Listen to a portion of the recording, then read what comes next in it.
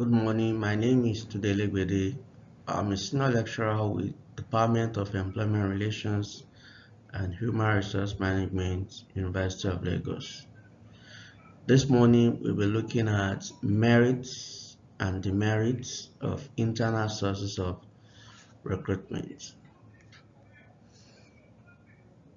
as well as merits and demerits of external sources of recruitment. What are the merits of internal sources of recruitment? Majorly, internal recruitment process is an urge time saver because you're able to limit the time, the duration required to advertise, to pull job applicants together, to conduct interview, to uh, push them through the selection process and all other requirements required in the staffing process. You're able to save time because you are conducting the entire process of recruitment, selection, placement, onboarding within the organization without external interference.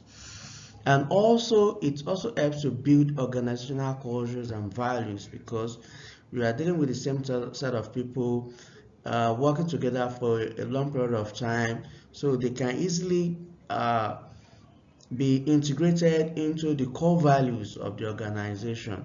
And of course, it helps to save costs because your job advert is placed within the organization, the pool of applicants is within the organization, the selection process is within the organization, so there are no interference with the external labor market, so you're able to save a lot of money.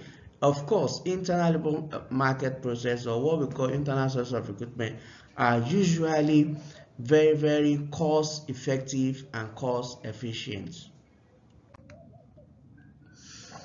But despite the various advantages of the internal sources of recruitment, it has some disadvantages as well.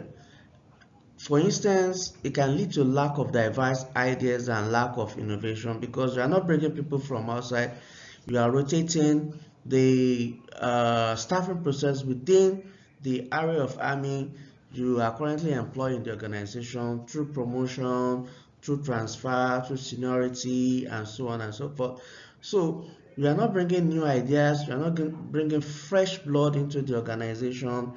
You may likely not in uh, conversant with the happenings in the external labor market. So the new ideas, the new innovation, the new strategies within your industry that is being explored with outside your organization may not be able to come in easily because of the fact that the internal labor market process that you have established have built some culture that will always mitigate against any external interference, and that may affect you having new ideas, new orientation, new innovation that will assist to achieve organizational goals and objectives. And of course, internal source of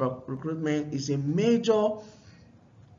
uh, is a major process in establishing cliques and factions that may work against the organizational goals and objectives because cliques and factions we have their own goals, we have their own objective. For instance, in a situation in a country like Nigeria where you have a lot of issues on tribalism, ethnicity, nepotism.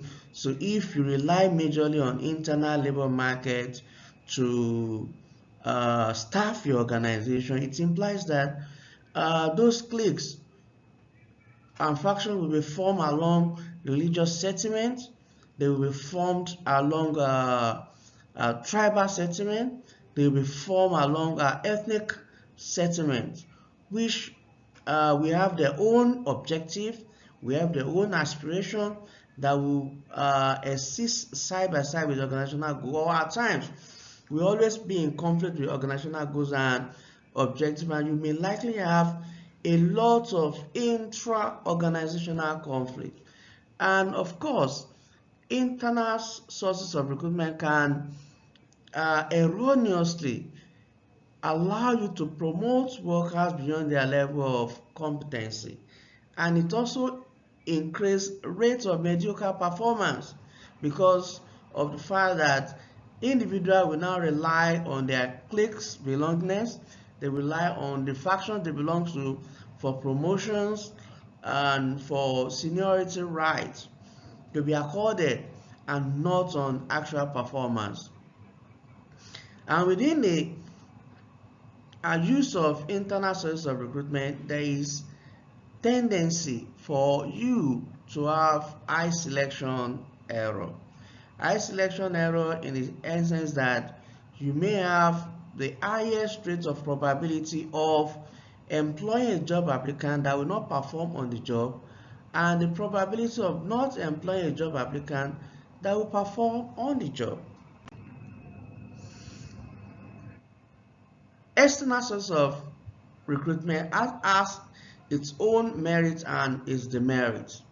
Now, for external sources of recruitment, it brings in new ideas, fresh approaches, and a renewed energy. That is what is lacking in internal sources of recruitment, because you do your recruitment process, you do your selection process within the organization. So you are likely not to have new orientations, new idea, new approaches, new strategy within your industry be introduced by the newcomer. So the external source of recruitment provide advantage over the, have advantage over the internal source of recruitment in that regard. So with external source of recruitment, you're able to bring in fresh blood, people with new ideas, people with new orientation, people that work across the industry that can renew energy in the organization. And with the help of external sources of recruitment, you'll be able to break cliques and factions within the organization, because of the fact that the people that come with midway may likely not be able to integrate themselves into any cliques and factions, and of course they are coming with new idea and orientation, new workplace ethic, new workplace practice that is contrary to what the cliques and factions have established. And of course, external sources of recruitment ensure valid staffing process. So because you have to undergo a lot of objective, rational processes, so that is fundamentally based on validity process and reliability process. And of course, external sources of recruitment reduce selection error. With external sources of recruitment, you may be able to reduce the rate of selection error to be committed by the organization. And of course, the external source of recruitment is not 100% objective or 100% effective. It has some little